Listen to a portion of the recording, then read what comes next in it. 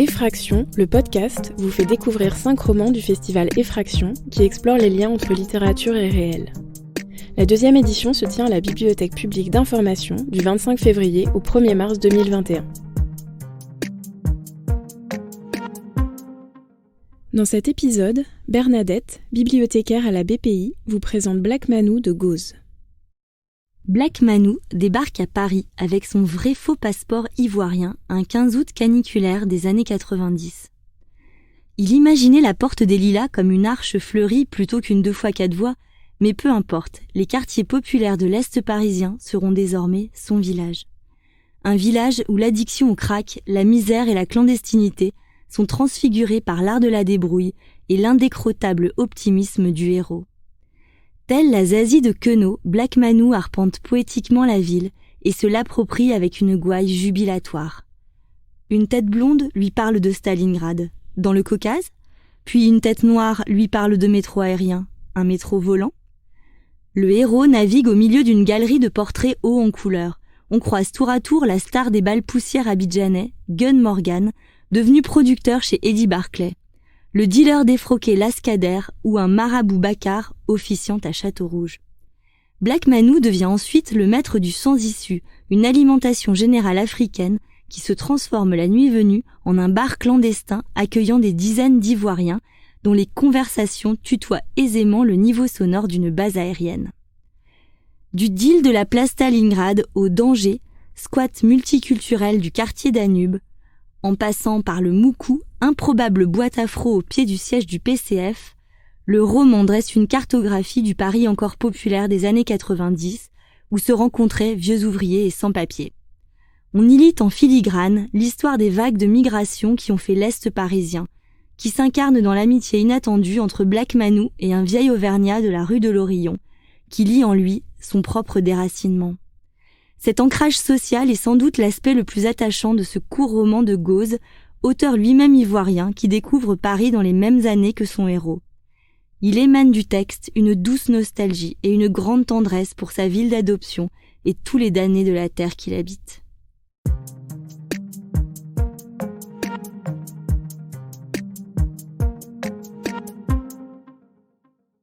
Mafé Sonacotra. Un squat est le parfait antagoniste d'un foyer Sonacotra.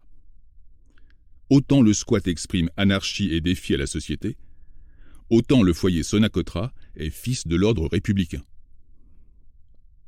Sonacotra, Société nationale de construction pour les travailleurs, une invention du ministère de l'Intérieur. Comment tu sais ça? L'oncle O m'a dit. Lorsqu'éclate la guerre d'indépendance, des centaines de milliers de travailleurs algériens politisés à l'extrême vivent agglutinés dans d'impénétrables bidonvilles en France. Le TRA de Sonacotra, au départ, c'est pour travailleurs algériens. Comment tu sais ça? L'oncle O m'a dit. Pendant la guerre d'Algérie, la France se méfie d'un front intérieur. Par peur plus que par désir d'améliorer les conditions de vie d'ouvriers ultramarins, on construit du moderne. Les familles sont jetées dans des cités en périphérie. Plus jeunes, plus virulents, les célibataires sont casés dans des foyers, dans les centres. On garde ainsi l'œil sur eux. Pour les nourrir, on refile la gestion des cantines aux épouses. Diviser pour contrôler, concentrer pour isoler, tracer des frontières intérieures claires entre ces gens-là et les vrais gens. Comment tu sais ça? L'oncle O m'a dit.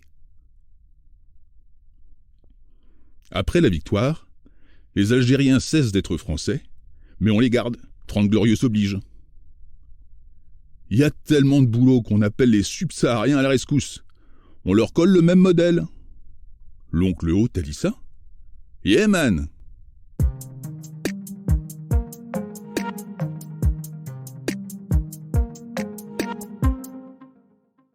Alors, ce livre de Gauze qui s'intitule Black Manou, dans quelle tradition littéraire s'inscrit-il d'après vous, Elara Berthaud? Elara Berthaud, chargée de recherche au CNRS au sein du laboratoire Les Afriques dans le monde, autrice de Sorcières, tyrans, héros. Eh bien, Black Manu, ce personnage de naïf, a cru les boniments de Gun Morgan, qui lui avait fait croire qu'il était une star de l'afro-punk et qui, du coup, décide d'essayer de le rejoindre à Paris. Donc, ce personnage du naïf a une longue histoire littéraire, depuis le Candide de Voltaire, bien sûr, mais aussi, on pourrait penser à Céline, par exemple avec Bardamou, qui décide de s'engager dans l'armée parce que dans Voyage au bout de la nuit, la musique était belle des militaires. Ici, c'est un peu la même chose. Ces personnages de Candide permettent de placer le lecteur un peu en surplomb et le lecteur en sait toujours un peu plus que le personnage qui découvre le monde un peu par-dessus les épaules du naïf pour en voir toutes les aberrations, et puis ça augmente la violence des rapports humains que le personnage découvre. À son arrivée, Black Manu est confronté frontalement à la désillusion, puisqu'il se rend compte que les récits de Gun Morgan et les recommandations de son grand-père sont totalement disqualifiés par rapport à la réalité froide du périphérique en hiver à Paris qu'il découvre, et il devient un personnage de sans-papier à Belleville. Donc ici, il y a une très grande ironie qui fonctionne justement sur le décalage déconcertant de deux plans de réalité. La réalité de ce que le naïf fantasme et la réalité de ce qui est décrit. Alors, ce livre, l'auteur Gauze a vécu lui-même, est arrivé lui-même en France, un petit peu comme son personnage depuis la Côte d'Ivoire dans les années 90. Et ce qui est frappant dans Black Manu, c'est l'ancrage sociologique du livre. En effet, l'écriture de Gauze est souvent extrêmement sociologique, très fine, très précise. Il avait commencé avec Debout payé en 2014 à raconter la condition des vigiles, donc payés à être debout. Et ici, il continue son exploration sociologique du Paris, de l'Est parisien. Et notamment, il y a une grande description des habitants des foyers Sonacotra. Vous savez, c'est cette société nationale de construction pour les travailleurs qui avait pour fonction d'héberger les travailleurs migrants. C'était une organisation créée par l'État en 1956 qui est devenue l'ADOMA aujourd'hui. Et les Sonacotra ont représenté une part très importante de la socialisation des travailleurs immigrés dans les années 70 jusque dans les années 90. Et donc c'était un lieu d'accueil, de regroupement des personnes isolées, et puis d'échanges, et aussi souvent d'initiation aux luttes syndicales, puisqu'ils pouvaient se retrouver. Et, voilà. Et donc là, ce que montre Gauze, c'est comment cette socialisation agit, comment est-ce que le personnage peut trouver une fraternité autour d'autres travailleurs sans papier. Et puis aussi, il décrit par le menu, si l'on peut dire, comment ces personnes vivent, comment ils mangent, littéralement. Et donc, il y a tout un passage où il décrit le mafé, et ce plat très populaire en Afrique de l'Ouest. Et ici, la dimension d'analyse sociologique reprend un des thèmes forts de Gauze, qu'il avait initié dans Camarade Papa, un autre de ses romans, publié en 2018. Il montre comment ce plat emblématique d'une identité africaine est en réalité beaucoup plus complexe que cela, et charrie en fait une histoire française d'une industrie qui a été créée en France, exportée, utilisée en Afrique, et qui revient dans les foyers de travailleurs à Paris.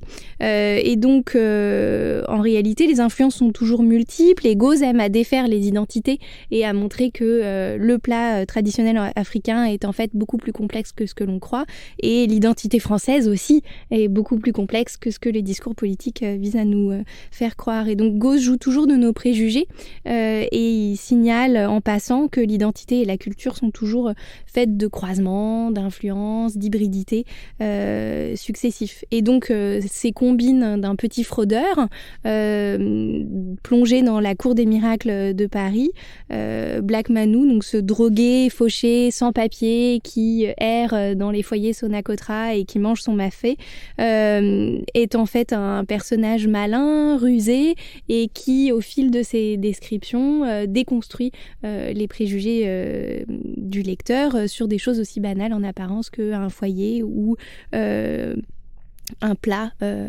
qu'il déguste à midi.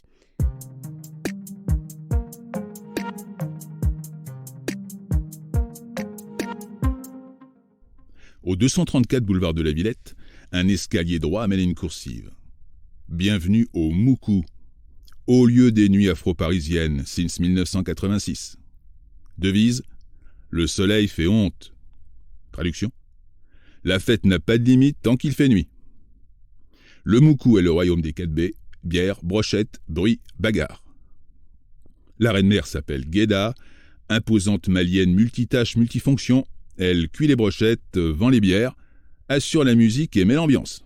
Et lorsqu'éclate une bagarre, elle-même se charge de vider les belligérants. Beaucoup de gaillards ont redescendu l'escalier en roulé-boulé. Mais derrière ses airs de matrone indolente, elle a le geste vif et précis sur les hautes sautogaries. La grande fréquentation et la réputation de l'endroit pourraient en faire une version mélaninée des bains-douches, le club du Marais. Mais le Moukou est un cloaque.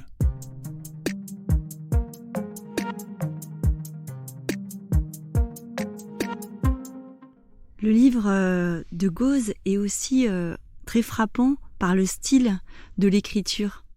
Oui, à cet égard, le petit filou Black Manu que décrit Gauze est assez semblable à l'écriture en elle-même de Gauze, qui est héritier de la performance, qui a un style extrêmement oral et qui se revendique à la fois de Céline et de Kourouma.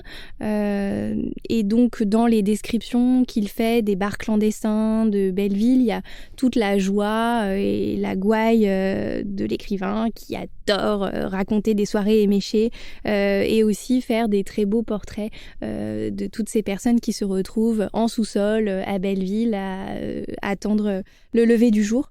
Son style est souvent très concis, très bref, donc hérité de la performance. Ça rappelle beaucoup son premier texte de Boupéillé qui racontait, qui était construit sur des scénettes très courtes, très brèves. Ici, on retrouve cette modalité d'écriture et puis aussi on retrouve sa grande inventivité lexicale, son goût des emprunts à divers argots, des argots français, des argots d'Abidjan, à diverses langues aussi, le BT entre autres, mais pas que. Il reprend aussi des prises de judo japonaises, donc des traductions d'adages signalées comme des traductions, des goûts de l'aphorisme, des slogans qui sont repris et réaménagés.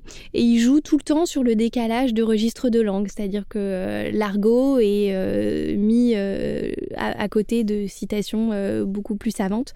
Et donc ce goût du décalage entre le savant et le populaire est une des marques de fabrique de cet écrivain.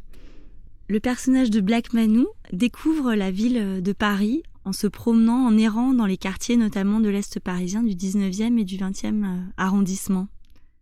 Oui, il est lâché sur le périphérique parisien et puis à partir de ce moment-là, puisqu'il est sans papier, débute une errance, une longue promenade dans Paris qui va durer plusieurs années. Bien sûr, il est hébergé, il va de lieu en lieu, mais surtout il décrit Paris par les rues.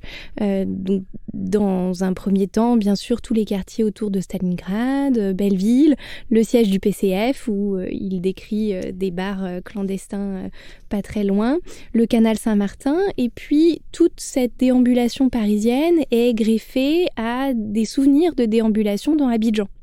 Et donc, les déambulations parisiennes sont mixées, hybridées de souvenirs de déambulation au plateau, bien sûr, à Abidjan, mais aussi le quartier de Cocody. Et donc, on a une double stratification, celle des souvenirs et celle de la vie quotidienne à Paris qu'il décrit. Et donc, l'idée d'un Paris populaire, ici, ouvre à d'autres imaginaires. Cet épisode a été préparé par Bernadette Vincent. Merci aux éditions Le Nouvel Attila. Lecture, Denis Cordazo. Réalisation, Michel Bourzex et Soisic Cadio. Musique, Thomas Boulard. Ce podcast a été produit par Balise, le magazine de la Bibliothèque publique d'information. Vous pouvez écouter tous les épisodes sur balise.bpi.fr et sur les plateformes de podcast habituelles.